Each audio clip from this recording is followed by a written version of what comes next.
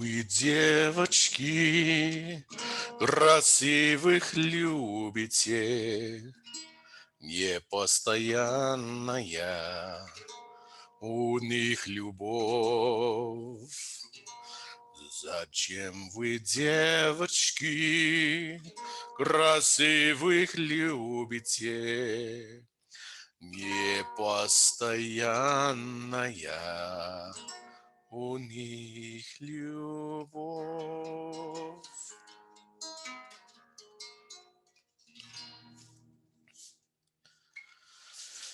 Tanya had been cursed. She was sure of it. Now, all her friends said it wasn't a curse. In these days, nobody in Russia believed in curses anymore. This was after the revolution. It was 1927. Those things didn't exist, but Tanya, she was sure that it was a curse. She couldn't leave her husband, no matter how brutal, how violent he might be. Now, this was a new era. It was revolutionary Russia. It was a time of progress. It was a time when the whole country was building a new world. But nobody told Tanya's husband about that. He still lived in that old world of brutality, violence. Tanya's husband, he lived by the old maxim, "Если бьет, то значит любит." If he beats you, it means he loves you. That's the way he thought. But the thing is, no matter how cruel her husband was, Tanya, she could not leave him. She had 3 children. She feared for the children's safety too, but she couldn't leave. The more she tried, the more cruel and brutal he was to her, to the children, the more she felt this strange, invisible attraction, like she just couldn't get away from him. A couple times she tried. She tried to go to a relative's house, to her grandmother's house once, but it didn't work. The longer she was away from him, she felt this like a magnetism drawing her back to him. Now, Tanya, she had friends who'd gone to the university there in her hometown of Krasnoyarsk, and her friends tried to tell her that there were scientific explanations for what was happening. One of her friends, Natasha, she lent her a lot of books from her psychology class. She told her that this was an issue that they called codependency. She lent her books by Freud, and she told Tanya, of course, Tanya would get locked into a relationship like that because that was what Tanya's father had been like too. Tanya, she read the books, she tried to, but they were hollow. They didn't ring true. Nobody understood. This wasn't just a neurosis, a psychological issue. Nobody except Tanya knew what it felt like to feel that draw, that attraction back to the most cruel man in her life. They didn't get it. This was not neurosis, it was a curse. And so Tanya decided to go to see the witch. The witch's name was Babraya. She lived on the outskirts of town in Krasnoyarsk, and she went to go see Babraya. Most people, they avoided Babraya's house. Her house was one of those houses that had been built before the revolution, one of these old wooden houses kind of falling down. Tanya went and she pushed open the creaky gate and went in, and all the candles flickered, and she went and sat down at Babraya's table, and she told Babraya about this. She was terrified. She was shaking. She had heard these stories that Babraya, that she had become a witch by going into the central cathedral and going into mass on Easter Sunday, na Pascha. Pascha, she went in and she, while everyone else was saying, Christos voskriesi, Christ is risen, Babraya had gone in and cursed God, and that was how she got her powers. But of course, we don't believe in that anymore. This is a new age. It's a new era. Nobody believes in witchcraft, but Tanya did. She was desperate.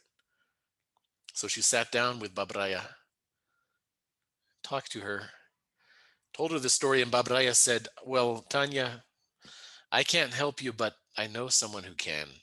I can set up a meeting for you with him. And when she said him, the house kind of creaked. A little wind blew past. She told Tanya to go to the crossroads at midnight, just outside of town, past the old cemetery on the far end of Krasnoyarsk. Go to the crossroads at midnight. And she said, Tanya, не опоздай. Don't be late. He hates impunctuality, and he never forgives. So she went the next night. Thankfully, her husband, he'd gone off to drink with his friends. She knew he would be out all night probably. So she took her children, the three children, and she took them to a neighbor's house, left them with the neighbor. And she walked alone. She put on her heavy coat. Even though it was summer, one of those sweltering, hot, muggy days of summer, at night, this cold breeze blew through Krasnoyarsk. Tanya, she walked through town, and as she was walking through town, she could hear all people's radios. She could see the electric lights, hear people chatting inside their homes. She could hear the radios broadcasting from distant Moscow, broadcasting all of these. Now that there was this centralized radio system, everyone heard the same voice at the same time. Говорит Москва всем радиостанциям Советского Союза. But then she walked further. She couldn't hear the radios anymore. She couldn't see the electric lights anymore, out into the old part of town, and she walked further and further through the old cemetery. Now, this was an old graveyard. None of the tombstones had the bright red star of the revolution on them. No, these were all the old graves with that Orthodox cross with the three bars on it. She walked through. She felt like this was a place that the revolution had not touched yet. So she walked to the crossroads. She checked a pocket watch right at midnight. She stood there. Then a fierce wind started to blow. This wind, it felt like almost like a tornado swirling around her. This wind swirling, whipping at her clothes, at her coat and her dress. This wind whipped around, and she could see in the trees, in the tall birch and pine trees around her, it seemed like something was jumping from one tree to the next, jumping across the tops of the trees, like some wild animal, some agile creature jumping through the trees. And then the wind stopped. She looked, and she saw him. He came walking to her out of the trees. He was tall and thin. He was dressed in a fine white linen suit, a fine white fedora, long blonde hair. He was smoking a cigar out of a long holder. He walked up to her. Привет, Tanечka. He used the diminutive form of her name, Tanyechka. Her husband had not said Tanyechka for a long time. She looked at him, and she felt suddenly intimidated and not safe at all. She didn't know what to say, so she said the first thing that came to her mind, and she just said, I thought you would be dressed in black. Tanyechka. You've read too many сказки. You've read too many fairy tales in the books. I don't dress in black. I like white. It's clean. It's pure. It's like a new beginning. That's what you're here for, isn't it, Tanyechka? A new beginning? She nodded. I can't leave him, she said. She felt that this man already knew everything about her story, so she didn't bother telling it again. He said, I can give you a fresh start. It's a curse. You're right, Tanya. It is a curse. The only thing you need to do to be free of this curse is to pass it on to someone else. You will find an innocent man, a man who's kind, who's pure of heart, who's noble, and you will pass this curse on to him, and then he will feel everything that you've been feeling for your whole life, that the people you love the most are going to hurt you, that you can't stop loving those who hurt you. That's a curse, and I will give you the way to pass that on to someone else. Well, she thought. She said, I don't know. I don't know if I can do that to another person. Isn't there another way? He said, yeah, but you wouldn't like it. Of course there's another way. You would hate it. Listen, Tanyechka, Put it like this. You've been walking down this deep, deep tunnel, walking underground, going further and further underground for your whole life. Now, sometimes you walked on your own. Sometimes people led you by the hand or they pushed you. But the point is you're deep, deep down in that tunnel right now. Now, the other way would be to walk all the way back up that tunnel into daylight. But Tanishka, we're talking about years and years and years of hard work, examining your soul, examining yourself, walking down that dark tunnel until you could finally reach daylight. Now, Tanyachka, what I'm here to offer you is a shortcut. And he reached into his pocket and he pulled out a bublik, one of those little round cookies that you can find all over Russia. Round, hard cookie. It was pure white. And he handed her this bublik. She said, what am I supposed to do with this? Do I eat this? No, don't even think about eating that. That is what you will give to the victim. You give that to the victim and he will eat it. And then he will feel exactly what you are feeling. And then he will suffer for someone who will mistreat him and hurt him. That's the curse. You pass the curse on to him. And he held out the bublik to her, that round ring of a cookie. And Tanya, she looked at it. She thought of her children. She had to do it for her children. It was the only way to get away from her husband taking this shortcut. Okay, I'll do it. She took the bublik from him. She said, okay, so what do you want from me in return? You want my soul?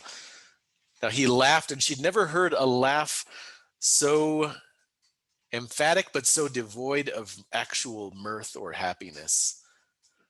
Танечка, я тебе сказал, ты много сказок уже прочитала. You've read too many fairy tales, Tanya. You think I collect souls? Look at this. He snapped his fingers. A cabinet full of jewels appeared next to him. He snapped his fingers again, and the cabinet disappeared. All the jewels fell to the floor and turned into serpents and centipedes and crawled off. I can make and unmake as I wish, Tanya. You think I need to collect things? No. The only thing that I want from you, well, it's enough for me that you came to see me. But I would like a dance before you leave. He took her, and as his hand ran down her back, down to the small of her back, she felt revulsion. She felt nausea. And the wind started to whip up again like some sort of infernal chorus. The wind blew all around them, and he danced with her in his fine linen white suit. She felt a feeling that she had felt so many times in her life, this mixture of revulsion and involuntary excitement. And then he left. Well, she knew she couldn't give it to anyone in Krasnoyarsk. She had to give the curse to someone far away. So the next day she took her children and she hopped on a train to Moscow. She took a train far, far off to the capital. And on that train ride, because she hadn't given the curse to anyone else, the entire train ride, she felt this longing, that magnetism. She couldn't stand to be away from her husband, no matter how cruel he was. She couldn't stand it. She had to drink vodka from the provodnitsa who came to serve drinks to the passengers. She had to drink vodka the whole train ride just to be able to sleep on that train car. And it was all day and all night. And the next day she came to Moscow. She took her children. They checked into a hotel. And then she went out hunting for her victim. Well, she went into a little cafe down a side street she saw. She sat in the cafe, sat down there, and after not very long at all, she heard a voice come up behind her that say, "Что ты мне сделала? What did you do to me?" She looked up. There was a charming young man about her age, early 20s, and he sat down. Do you mind if I sit down? He said, "What did you do to me? I don't know why, but I had to come over here and talk to you from across the cafe." Well, she started talking to this young man. His name was Matvey, and she found out that he had been in the Komsomol brigade, and now he was doing his voluntary volunteer service for the homeland, and he would be leaving back for his hometown, Saratov, very soon. And they sat and chatted. She asked him, Matvey, ну ты просто экземпляр. You're such an exemplary young man. How are you not married already? He said, no, I just haven't had time for it. My duties are to the homeland, to the motherland first. So no, I confess I don't know much of women. And when she heard that, she knew he was the right one. So she reached into the pocket of her coat. She said, Matvey, are you hungry? I have this little bublik cookie if you'd like it. And he bit it. They said goodbye, and she went back to the hotel. And as she walked down those cobblestone streets to the hotel, and dusk was starting to fall, and the gas lanterns on the street were lighting up, as she walked down back to the hotel where her children were back with the staff of the hotel, she felt something she hadn't felt probably in her whole life: relief. She felt nothing for her husband. She didn't miss him. She didn't long for him. She was free.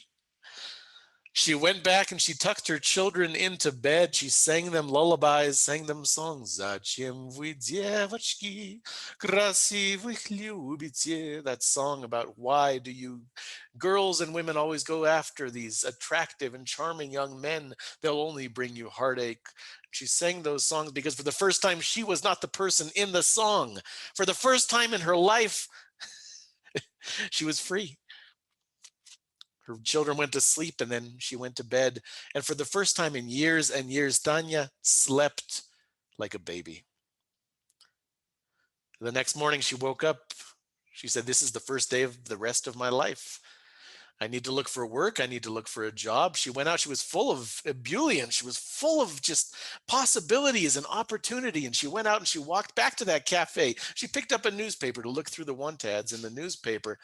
She went back to that cafe. She sat, she ordered a cafe. She sat there. She even ordered a slice of torta. She sat there so full of happiness. And then she heard the voice behind her, Tanya. She looked up. There was that same young man that she had given the bublik to the day before. Matvey. Tanya, he said. I'm sorry. He sat down with her again. I'm sorry, but I can't stop thinking about you. I've never met anyone like you. Are you reading the want ads? You know, I know somebody who is a manager at a factory in Krasnoyarsk. That was her hometown. I could find a job for you, Tanyashka. I'm so sorry to interrupt you like this. I just can't stop thinking about you. And as she looked at him, she felt another feeling she had never felt in her life. It was the desire to take this young man and tear him to pieces. She felt the feeling that a wild animal probably feels when it finds its prey out in the woods. This desire and this excitement mixed with violence. And they chatted, and as they talked, she knew she wouldn't be able to help it. She knew that they would have a romance with each other, and she knew that she would mistreat this young man. She knew she would hurt him deeper than anyone had ever hurt him before, but she couldn't stop herself. As she left the cafe, she felt confused. She felt punch drunk. She was walking back to the hotel, walking down the street where nobody else was walking. And there was that man again in his fine white linen suit, standing at the street, smoking a cigarette in a cigarette holder with his white fedora tucked down over his eyes. Tanishka, привет. Why? She said, why me? Why do I have to be the one to... I knew I was giving him the curse, but am I going to be the one to hurt him? Why me? Why does it have to be with me? Why can't he leave? Why can't it be with anyone else? The man just tipped his fedora and he said, Tanishka, you knew who you were dealing with when you accepted the deal. And he took one last puff of his cigarette, stamped it out on the street, and as he walked away, he just turned and looked at her and he said, Пока, товарищ. I'll see you next time, partner. Зачем вы, девочки, красивых любите? Непостоянная у них любовь.